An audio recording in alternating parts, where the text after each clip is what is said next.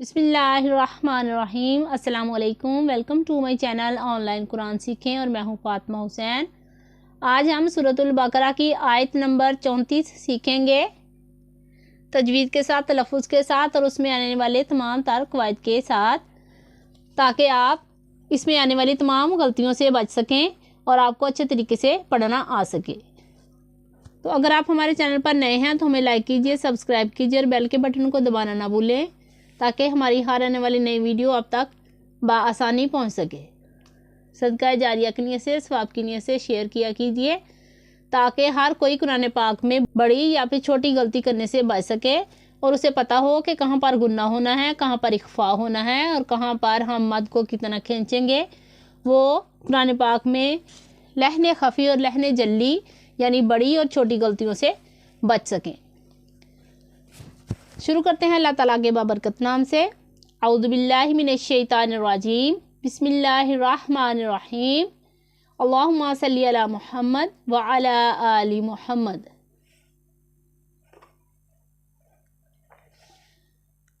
बिस्मिल्लाहिर्रहमानिर्रहीम। व इज़ कुल्ना लिल मलाइकति इसजुदू।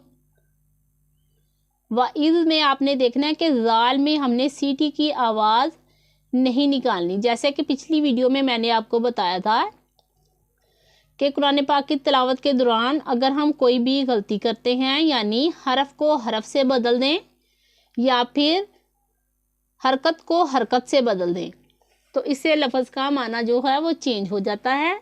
तो आपने अच्छे तरीके से ध्यान रखना है कि हम छोटी और बड़ी गलतियों दोनों से बचें। अगर हम ज़ा पढ़ेंगे तो ये ज़ाल नहीं होगा, ये फिर रा के आगे जो रा ज़ा होता है वो वाला ज़ा पढ़ा जाएगा। तो इसलिए हमने पढ़ना है वाइज़, और कौफ पुर पढ़ा जाने वाला हरफ है, इसे हमने पुर ही पढ़ना है। और यहाँ पर अलिफ मद्दा है, इसे एक अलिफ इतना लंबा करना है। यहाँ पर आप देखिए कि हरूफ मद्दा के बाद यानी खड़ी हरकत हो या फिर हरूफ मद्दा एक ही बात है, उसके बाद ये वाला हमज़ा इसी कलमा में आ रहा है। तो यहाँ पर मद्दे मुत्तसिल होगा, जिसे हम 2 अढ़ाई अलिफ यानी 4 या फिर 5 हरकत की मिकदार तक खींच कर पढ़ेंगे। तो आपको पता चल गया कि ये वाला जो हरूफ मद्दा होता है, यानी अलिफ से पहले ज़बर हो तो अलिफ मद्दा, जैसे कि ये है, उसे हम एक अलिफ के जितना खींच के लंबा करते हैं। और ये वाला वाओ इससे पहले पेश है तो ये वाओ मद्दा है, और ये वाला या इससे पहले ज़ेर है तो ये या मद्दा है। इन्हें हम एक एक अलिफ के जितना खींच के लंबा करके पढ़ेंगे। और ये वाली जो मद है जिसे हम मद्दे मुत्तसिल बोलते हैं, इसकी पहचान हम किस तरह करेंगे कि हरूफ मद्दा के बाद, हरूफ मद्दा हो या खड़ी हरकत, उनके बाद ये वाला हमज़ा इसी कलमा में हो तो फिर वहाँ पर मद्दे मुत्तसिल होता है, जिसे हमने 2 अढ़ाई अलिफ के जितना खींच के लंबा करके पढ़ना होता है। वाओ के ऊपर जज़म है, उससे पहले पेश है, तो यहाँ पर वाओ मद्दा हुआ, इसे हम एक अलिफ के जितना खींच के लंबा करके पढ़ेंगे। ली आदम फसजदू इल्ला इब्लीस। यहाँ पर खड़ा ज़बर है, इसे एक अलिफ के जितना लंबा करेंगे। और यहाँ पर वाओ मद्दा है, इसे भी एक अलिफ के जितना लंबा करेंगे। उसके बाद ये वाला हमज़ा यानी अलिफ के ऊपर जब ज़बर ज़ेर या फिर पेश लग जाए तो फिर उसे हम अलिफ नहीं बोलते, हम उसे हमज़ा बोलते हैं। तो हरूफ मद्दा के बाद ये वाला हमज़ा दूसरे कलमा में आ जाए, यानी ये हरूफ मद्दा इस वाले कलमा में है और ये वाला हमज़ा इस वाले कलमा में है, दूसरे मतलब के लफ्ज़ में है, तो इसे हम मद्दे मुनफसिल कहते हैं, जिसे हम 2 अढ़ाई अलिफ के जितना खींच के लंबा करके पढ़ते हैं। और आगे फिर से मद्दे मुनफसिल हो रहा है, जिसे हम 2 अढ़ाई अलिफ के जितना खींच के लंबा करके पढ़ेंगे। ता का जो छोटा सा सिंबल आपको नज़र आ रहा है, ये वक्फ़े मुतलक की अलामत है, यहाँ ठहरना बेहतर है, यानी यहाँ पर हम वक़फ़ करेंगे। अबा वस्तकबरा, ये जो छोटा सा ज़ा का सिंबल है, छोटा सा आपको नज़र आ रहा है ज़ा, ये वक्फ़े मुजव्वज़ की अलामत है, यहाँ ठहरना जायज़ मगर ना ठहरना बेहतर है। मतलब कि यहाँ पर अगर हम वक़फ़ करना चाहें तो कर सकते हैं, لیکن نہ ٹھہریں تو زیادہ بہتر ہے۔ اور با کے اوپر کھڑا زبر ہے، اسے ایک الف کے جتنا لمبا کریں گے، اور یہ والا کاف باریک پڑھا جانے والا حرف ہے، اسے ہم باریک ہی پڑھیں گے۔ اور را کے اوپر زبر ہے تو را ہمارا پر پڑھا جائے گا۔ وَإِذْ قُلْنَا لِلْمَلَائِكَةِ اسْجُدُوا لِآدَمَ فَسَجَدُوا إِلَّا إِبْلِيسَ۔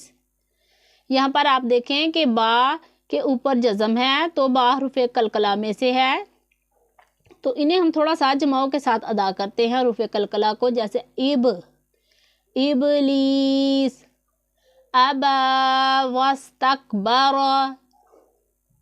وکان من الکافرین۔ یہاں پر الف مدہ ہے، اسے ایک الف کے اتنا لمبا کریں گے، اور الف سے پہلے باریک پڑھا جانے والا حرف ہے تو الف ہمارا باریک ہی پڑھا جائے گا۔